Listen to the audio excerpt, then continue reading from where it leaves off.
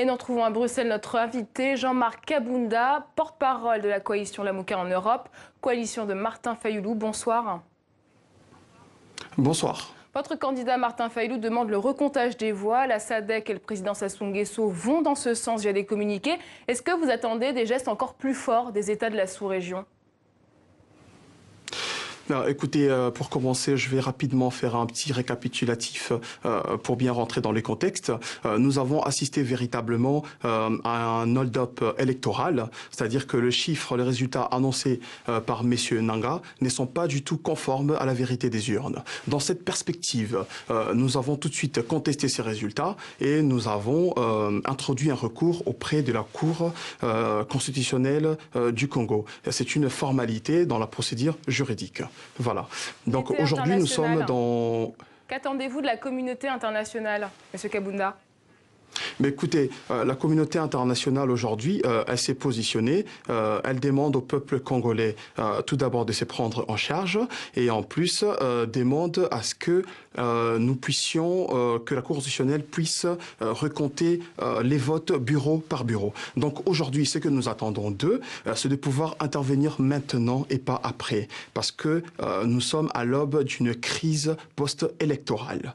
Tout ce que nous demandons, c'est le décomptage de votes bureau par bureau pour garantir la transparence des résultats. La SADC a aussi évoqué un gouvernement d'union nationale. Votre candidat serait-il prêt à accepter cette sortie de crise si elle venait à être envisagée ? Écoutez, c'est vrai que la SADC a tout d'abord aussi demandé à ce que la RDC puisse accepter ce recomptage des votes. En ce qui concerne un gouvernement d'union nationale, nous n'en sommes pas encore là. L'heure est à la vérité des urnes. Le peuple congolais doit pouvoir retrouver sa victoire. Le peuple congolais a élu un chef d'État. Un chef capable, responsable de pouvoir répondre à ses problèmes, à ses solutions en ce qui concerne la sécurité, la santé, l'éducation. Voilà. D'ici l'examen de... Ensuite, on pourrait regarder après. Mais à l'heure actuelle, nous sommes à la vérité des urnes. Justement, d'ici l'examen du record de votre candidat, quelle sera votre stratégie pour continuer à contester les résultats ? Alors, la stratégie, elle est toute simple. Nous mettons la pression et mettons en garde la Cour constitutionnelle. Elle doit bien faire son travail et elle est censée être indépendante. Voilà, tout simplement. Donc nous continuons les pressions, que ce soit ici au sein de la diaspora. La semaine dernière, il y a eu une grande manifestation à Paris. Le 26, il y en aura en Suisse, en Belgique cette semaine et à Londres, partout. Donc nous demandons au peuple congolais d'être attentif et vigilant. Nous attendons la réponse de la Cour constitutionnelle.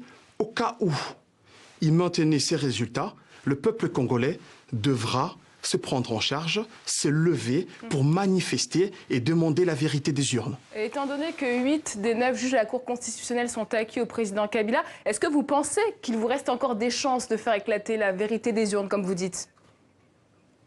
Mais voilà pourquoi tout à l'heure je viens de mentionner que nous mettons en garde la Cour constitutionnelle de Kabila. Nous savons que ces juges-là ont été nommés récemment par Kabila. Ils doivent jouer leur rôle, ils doivent être indépendants. Auquel cas, ils feront face à la population. Et si ce n'est pas le cas ? Si ce n'est pas le cas, les Congolais ne sont plus dupes.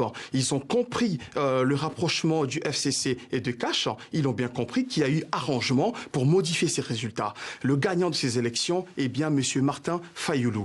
Auquel cas, le peuple congolais sortira, c'est leur droit, c'est inscrit dans notre constitution, c'est prendre en charge pour réclamer la vérité des urnes. Nous serons tous dehors.